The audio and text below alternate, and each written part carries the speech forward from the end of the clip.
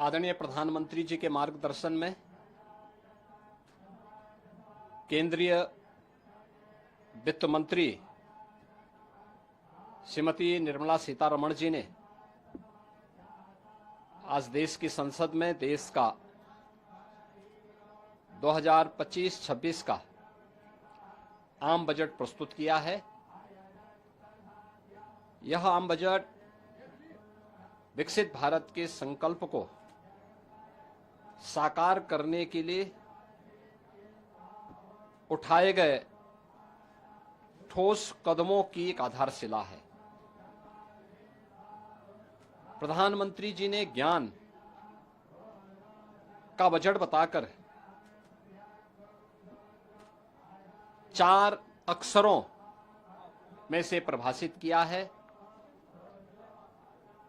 जी for गरीब, Y for युवा, A for अन्नदाता और एन फॉर नारी शक्ति।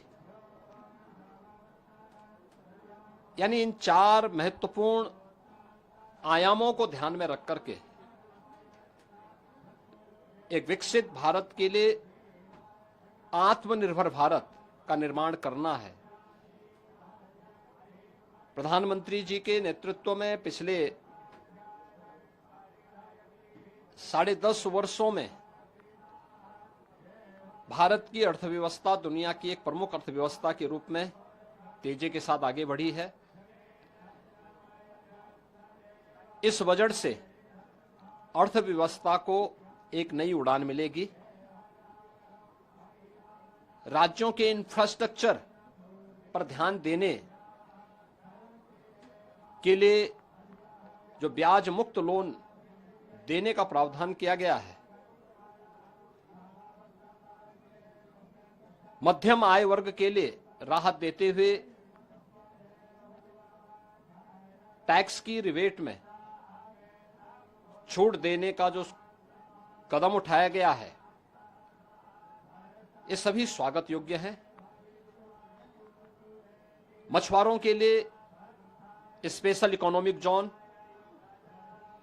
डेयरी और मत्स्य पालन के लिए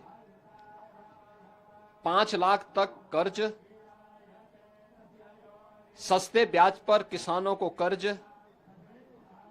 कपास प्रोडक्शन मिशन, सब्जी फल की पैदावार बढ़ाने पर बल और आंगनबाड़ी 2 प्रोग्राम के ऐलान की घोषणा गरीबों को, किसानों को और महिलाओं के लिए अत्यंत लाभकारी साबित होंगे। सबसे अच्छी बात है कि आदरणीय प्रधानमंत्री जी के नेतृत्व में यह सरकार सर्व समाज के साथ ही समाज के अंतिम पायदान पर बैठे हुए व्यक्ति के बारे में पूरी प्रतिबद्धता के साथ कार्य कर रही है।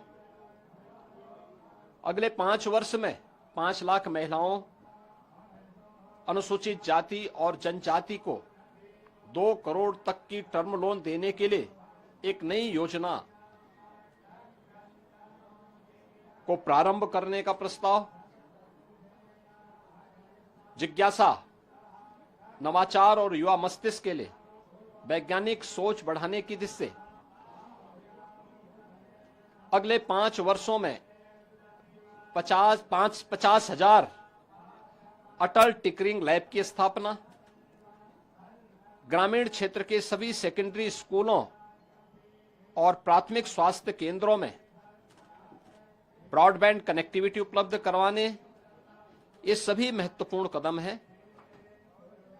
आगामी 3 वर्ष में सभी जिला अस्पतालों में डे केयर कैंसर सेंटर की स्थापना करने की घोषणा। उत्तर प्रदेश जैसे राज्य को इसका सर्वाधिक लाभ मिलने वाला है। Centre of excellence of skilling, the centre of excellence in artificial intelligence for education की स्थापना से हमारे युवाओं को एक वैश्विक पहचान मिलेगी।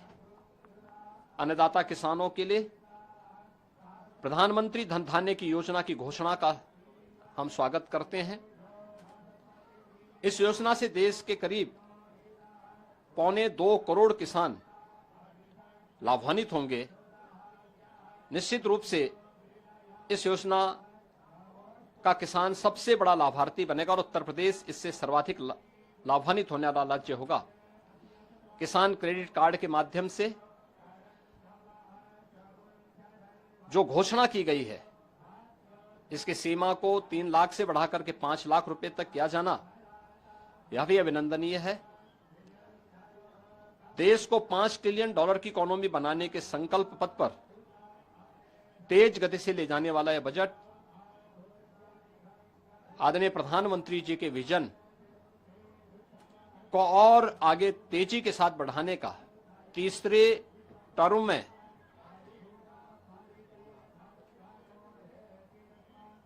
इस 3 गुना स्पीड को प्रदर्शित करता है। मैं इसके लिए आदरणीय प्रधानमंत्री जी का हृदय से अभिनंदन करता हूं, केंद्रीय वित्त मंत्री को धन्यवाद देता हूं और मुझे पूरा विश्वास है